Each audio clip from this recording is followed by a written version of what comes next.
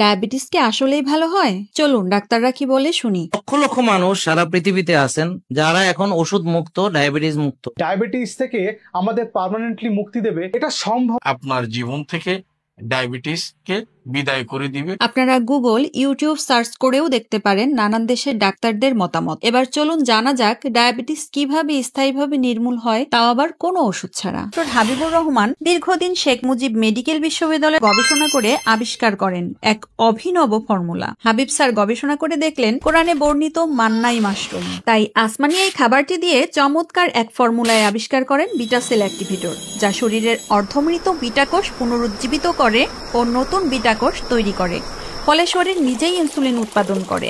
একই সাথে প্যানক্রিয়াসকে অ্যাক্টিভ করে দেয়, ফলে ইনসুলিন রক্তের সাথে সহজেই সার্কুলেশন হয়। ইনসুলিন উৎপাদন ও সরবরাহ স্বাভাবিক হলে সুগার লেভেল আর বাড়তে পারে না, ফলে ডায়াবেটিস ধীরে ধীরে একদম নির্মূল হয়ে যায়। বিটা সেল অ্যাক্টিভেটর ডায়াবেটিসের জমদূত। বিটা সেল অ্যাক্টিভেটরে বিন্দুমাত্র কেমিক্যাল নেই, তাই পেয়েছে ISO অনুমোদন। মনে রাখবেন, এটা কোনো ওষুধ নয়, এটা একটা কৃষিজ পণ্য।